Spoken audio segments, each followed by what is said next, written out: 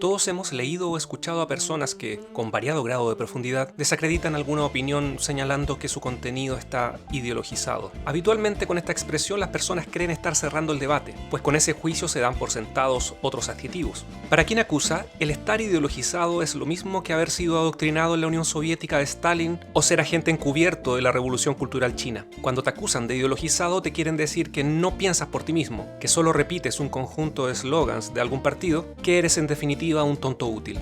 Pero hay un problema con eso. En realidad hay varios problemas, pero uno me interesa en particular. Y es que el concepto mismo de ideología trata sobre cualquier conjunto relativamente sistemático de creencias que pretenden explicar el ser humano, a la sociedad que ha construido y a las interacciones en la esfera pública y privada, indicando o sugiriendo la dirección que las conductas humanas deben seguir a partir de un determinado orden valórico. Si entendemos la ideología en este sentido, cualquier teoría sobre el mundo es una ideología, sin importar qué tan revolucionaria, progresista, conservadora o retrógrada pueda ser. Y la ideología, en esta definición tan general, tiene influencia sobre nuestra visión de mundo, es decir, no solo afecta la importancia que le demos a los hechos, sino también lo que pensamos que los hechos son o no son. Por lo tanto, aquella persona del inicio que acusa a cualquiera que le contradiga de estar ideologizado, bueno, también lo está. El creer que se es objetivo valóricamente es en sí una ideología. El creerse apolítico es una ideología. El usar esa expresión de un infame dictador que decía señores políticos para marcar distancia del espectro de partidos es una ideología. Dicho eso, hay que señalar que Marx agregó elementos que enriquecen y hacen más específica la definición de ideología, que es la que me interesa para efectos de comentar algunas obras literarias. Lo primero sería señalar que para Marx la ideología abarca toda la cultura. No solo es una cuestión política o valórica, sino que incluye desde la religión hasta la ciencia, el arte o la filosofía. A lo anterior se suma que las ideologías no serían descripciones objetivas del ser humano, la sociedad y el mundo, sino que su proceso de conformación es artificial y por tanto entregará una descripción deformada del humano. Dicha deformación, según Marx, se debería al interés de una clase dominante para mantener y aumentar su situación de privilegio. La ideología, es decir, el deber ser, el sentido común dictado por una clase dominante, se instala en los pensamientos de masas e individuos sometidos al orden económico vigente.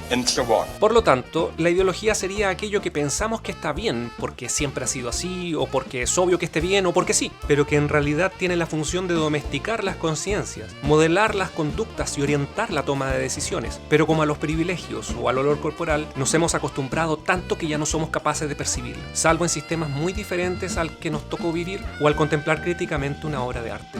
¿Pero de qué nos puede servir esto a la hora de leer un texto? Pues bueno, muy simple. Nos permite comprender por medio del pensamiento, lenguaje y comportamiento de determinados personajes o narradores la mentalidad dominante de la época y la posible crítica o aprobación que autores y autoras aportaban en sus textos hacia ese constructo de la clase o grupo dominante, naturalizado como sentido común, es decir, a su ideología.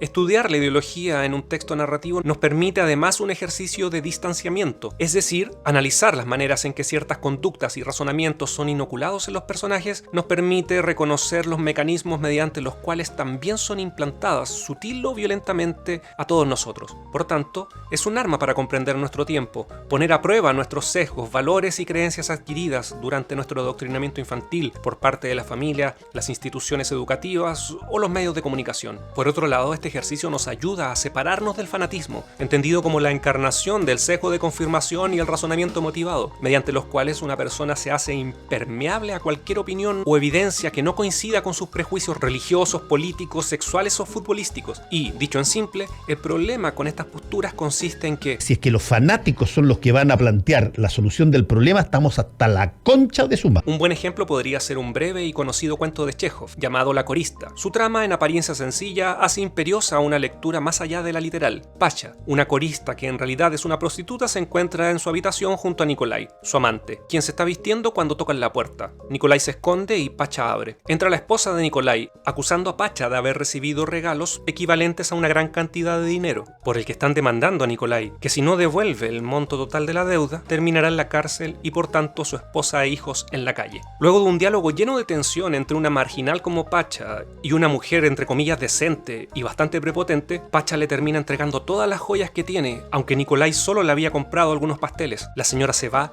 y Nicolai sale de su escondite solo para humillar más a Pacha, ya que su pura y piadosa mujer tuvo que arrodillarse ante una prostituta miserable. El cuento termina con Pacha llorando y recordando la vez en que un comerciante la golpeó. ¿Por qué Pacha cede ante la mujer de clase alta? ¿Por qué la señora se siente con el derecho de maltratar a Pacha en lugar de enfrentar a su marido? ¿Por qué Nicolai puede evadir su responsabilidad económica y moral, tanto con su mujer como con Pacha? Bueno, esto lo podemos responder si entendemos que todos los personajes actúan de acuerdo a la ideología, es decir, han introyectado los valores de la Rusia zarista, cristiana ortodoxa y patriarcal, en la que la voluntad divina ordena un sistema de clases o castas, sin mayor movilidad, en el que la mujer es un ser humano de segunda categoría y en el que la hipocresía moral es vista como una válvula de escape para mantener intacto el orden social, en el que una marginal como Pacha, que es mujer, pobre y prostituta, tiene la obligación de soportar la prepotencia, los insultos y hasta el robo por parte de las clases consideradas superiores, mientras éstas asumen que dicho comportamiento es lo natural, de sentido común, por tanto no perciben sus actos como abusivos o violentos.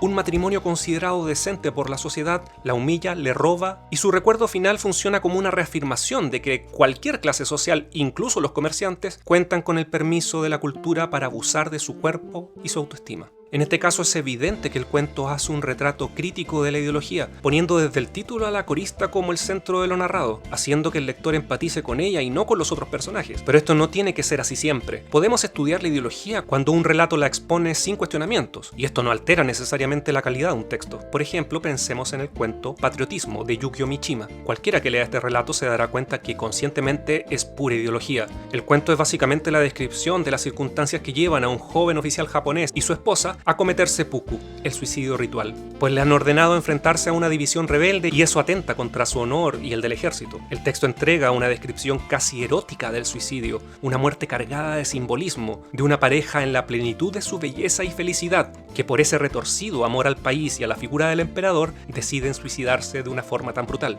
Y aunque uno pueda tener reparos con la postura del texto, su belleza y su lugar en la historia de la narrativa breve es incuestionable. Lo dejaré hasta aquí por ahora. En una segunda parte seguiré con este tema aplicado a la novela El Corcel, de Carol M. Schuyler, narrada desde el punto de vista de un subalterno, de un humano sometido a una raza alienígena que utiliza a los seres humanos como forma de transporte. Charlie, el protagonista, es un joven corcel destinado a transportar al futuro emperador y orgulloso de su condición de esclavo con ciertos privilegios, que discrimina a sus congéneres, considerados inferiores, mestizos, rebeldes que amenazan su manera de vivir, la única que conoce y que asume como la correcta, la única que garantiza, según él, el respeto de las normas y la moral de la especie que lo subyuga, sin la libertad que solo puede dar una existencia digna y el derecho de vivir en paz.